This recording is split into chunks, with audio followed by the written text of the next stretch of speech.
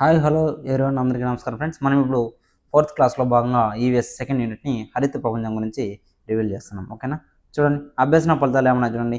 మన చుట్టూ ఉన్న పరిసరాల్లో సాధారణంగా పరిశీలించదగ్గ వేరు, పుష్పాలు, పండ్లు లక్షణాల గురించి తెలుసుకుంటాం ఈ యూనిట్లో మనం. ఓకేనా, అదేవిధంగా మొక్కల ఆహారాన్ని ఎలా తయారు చేసుకుంటే వాటి అవగాహన చేసుకుంటాం. వివిధ రకాల పండ్లను వాటి యొక్క ఉపయోగాల గురించి తెలియజేసుకున్నాం. ఇక్కడ చూడండి ఒకసారి, ఒక తాత ఉన్నాడు, ఒక పాప ఉంది, పోతున్నారు, పార్కులో పిల్లలు ఆడుకుంటున్నారు. ఇక్కడ చూద్దాం, హిమ చూడండి, హిమ తన తాతగారితో కలిసి ఒక సెలవు రోజున తోటకు వెళ్ళింది అనమాట.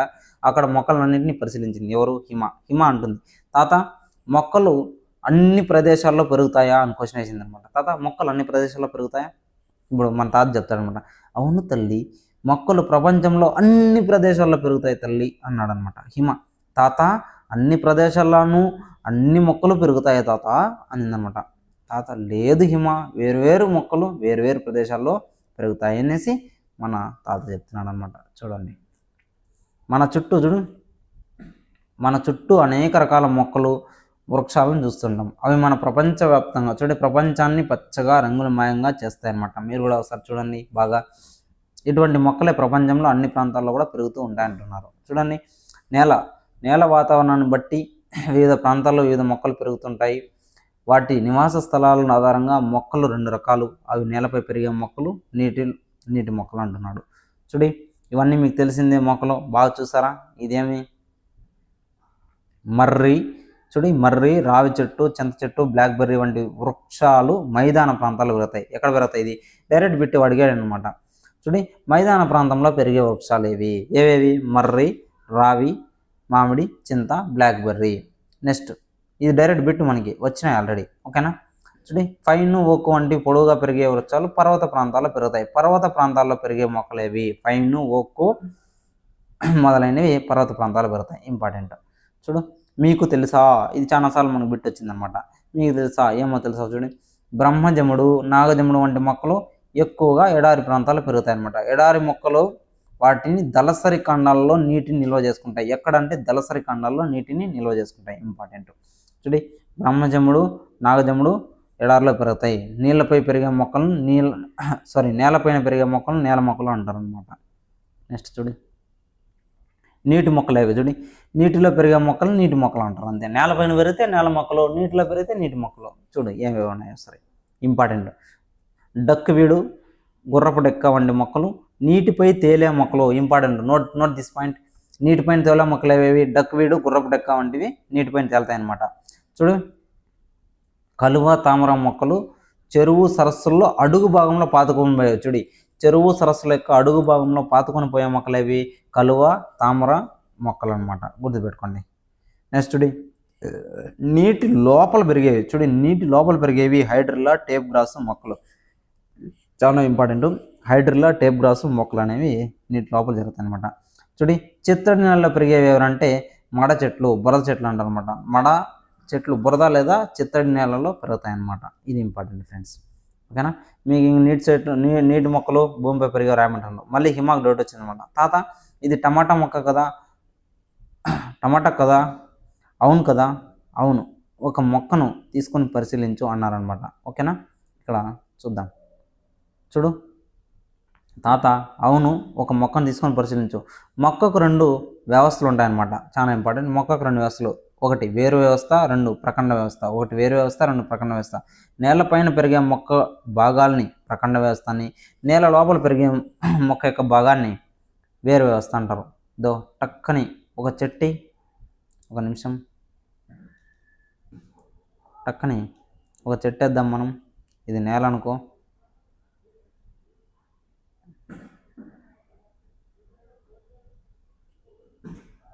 అది పువ్వులాగా వచ్చేసింది, సారీ. ఒకసారి ట్రై చేద్దాం.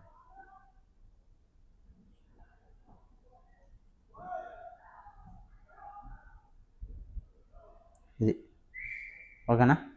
చూడి, రెండు ఉంటాయి, వేరు వ్యవస్థ, ప్రకండ వ్యవస్థ. నేలపైన పెరిగే మొక్కల్ని భాగాన్ని ఇది ప్రకండ వ్యవస్థ అని, అదేవిధంగా నేల లోపల పెరిగే భాగాన్ని వేరు వ్యవస్థ అంటారు అనమాట. అంతే, సింపుల్.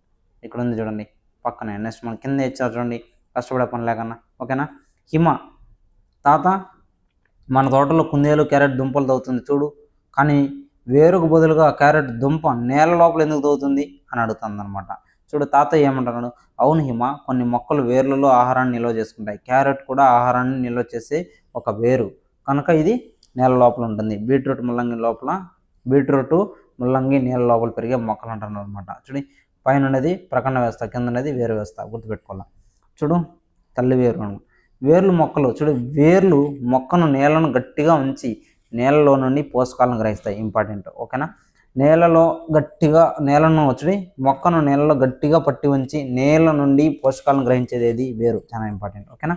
మొక్కల్లో వేర్లు ప్రధానంగా 2 రకాలు అనమాట. అవి తల్లి వేరు మరియు పీచు వేరు. మొక్కలు ప్రధానంగా ఎన్ని రకాలు? 2 రకాలు. ఒకటి తల్లి వేరు, 2 పీచు వేరు. ఒక బలమైన ప్రధాన వేరును కలిగి ఉంటుంది.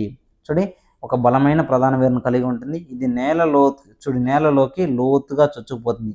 ప్రధాన వేరుకి అన్ని వైపులా సన్నని వేర్లు పెరుగుతాయి అన్నమాట. ఉదాహరణకి వేప, చింత చెట్టు అంటున్నారు. తల్లి వేరు వ్యవస్థ అంటే ఇలా ఉంటుంది చూడండి, ఓకేనా. ఒకటే పెద్దగా ఉండే వేరు, దాని చిన్న చిన్నగా వస్తాయి అన్నమాట. నెక్స్ట్ గుబురు వేరు వ్యవస్థ. చూడి గుబురు వేర్లు అంటే పీచు వేరు వ్యవస్థ. గుబురుగా పెరగడం, కాండం అడుగు బాగా చూడి ఇట్లా గుబురుగా పెరుగుతుంది అనమాట, ఓకేనా. అనేక సన్నని చిన్న వేర్లు అనేవి ఉంటాయి, చిన్న వేర్ల గుర్తులు ఉంటాయి. ఎగ్జాంపుల్ చూడు వరి, జొన్న, మొక్కజొన్న మొదలైనవి. చాలా ఇంపార్టెంట్, ఓకేనా. మర్రి, వేప, చింత వంటి వృక్షాల్లో వేర్లు నేలలోనికి లోతుకి చొచ్చుకొని పోయి ఉంటాయి. గులాబీ, మల్లె వంటి మొక్కల్లో వేర్లు లోపలికి లోతుకి పెరగవు అనమాట. నీటి మొక్కల వేర్లు మృదువుగా స్పంజిలాగా ఉండి తేలడానికి సహకరిస్తాయి. వేర్లు సాధారణంగా ఏ రంగులో ఉంటాయి? ఇంపార్టెంట్, వేర్లు సాధారణంగా బూడిద రంగులో ఉంటాయి అన్నమాట. నీటి మొక్కల వేర్లు ఏ విధంగా ఉంటాయి ఇక్కడ చూపిస్తున్నారు బొమ్మలో. వేర్లు చూడండి, వేర్లు అంటే క్యారెట్, బీట్రూట్, ముల్లంగి మొదలైనవి వాటిని ఆహారం తీసుకుంటాం. క్యారెట్ తెలుసా? మీరందరూ క్యారెట్ తింటారా? తినాలి. బీట్రూట్ తినండి, ముల్లంగి కూడా తినండి, ఓకేనా. నెక్స్ట్ చూడేముందో పువ్వు వేసినారు. మీకు తెలుసా అంటున్నారు. చూడండి ఇంపార్టెంట్. వట్టి వేర్లను వేసవిలో చల్లదనం కోసం ఉపయోగిస్తాము.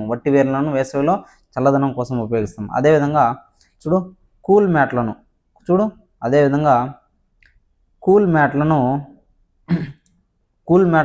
దుస్తుల్లో ఉంచి అలమారలో మంచి వాసన ఉపయోగిస్తాం అనమాట. వట్టి వేర్లను చల్లదనం కోసం ఉపయోగిస్తాం. అదేవిధంగా కూల్ మ్యాట్లలోను దుస్తులు ఉంచి అలమారలో కూడా మంచి వాసన కోసం ఉపయోగిస్తాం అనమాట.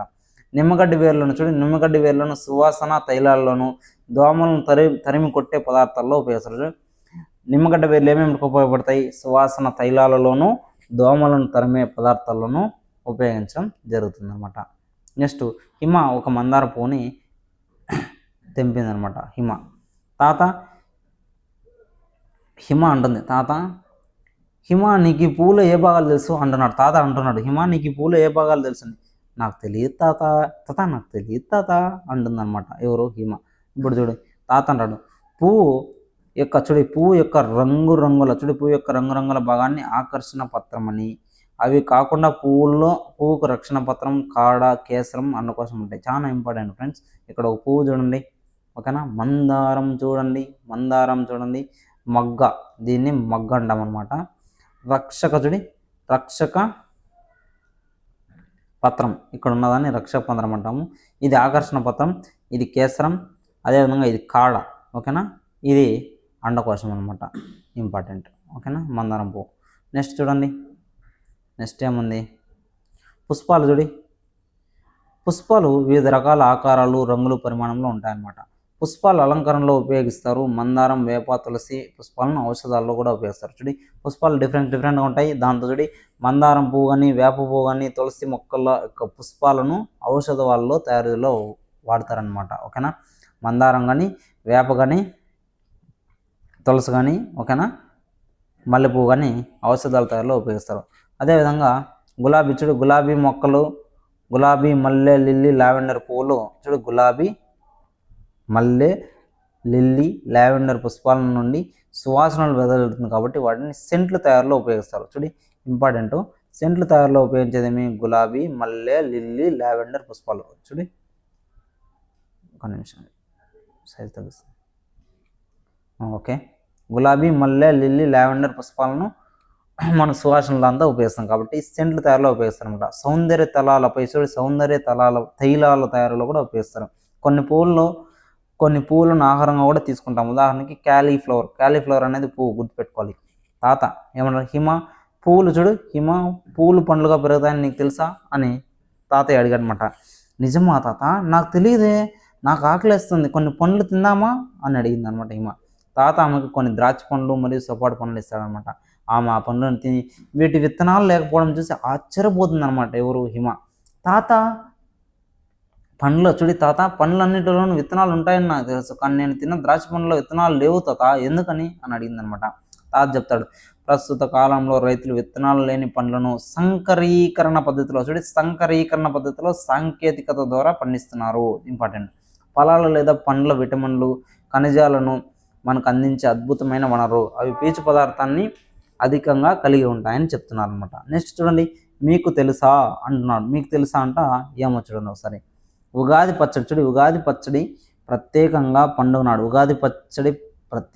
పండుగ నాడు మాత్రమే తయారయ్యే పదార్థం. ఉగాది పచ్చడి అనేది ప్రత్యేకంగా ఉగాది పండుగ నాడు మాత్రమే తయారవుతుంది అనమాట. ఆంధ్రప్రదేశ్, తమిళనాడు, కర్ణాటకలో ఉగాది పండుగ యొక్క ప్రత్యేక వంటకంగా ప్రసిద్ధి చెందింది. ఈ వంటకం 6 రకాల రుచులు కలిగి ఉంటుంది. ఇంపార్టెంట్. తీపి, పులుపు, ఉప్పు, వగరు, కారం, చేదు, పచ్చి మామిడి, చింతపండు, బెల్లం, వేపపూత, పచ్చి కొబ్బరితో ఉగాది పచ్చడిని తయారు చేస్తాం. చాలా వరకు దినుసులన్నీ మొక్కల నుండి పొందినవే.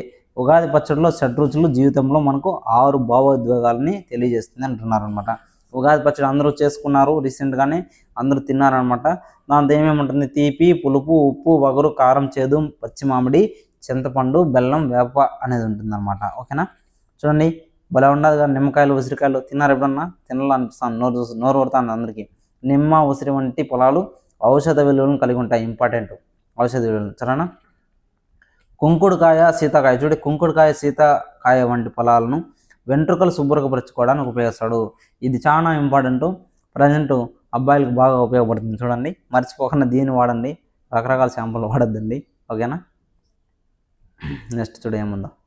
హిమ, తాత మొక్కల్లో ప్రతి భాగం మనకు చాలా ఉపయోగపరం కదా. అవును కదా. అవును హిమ, మొక్కలు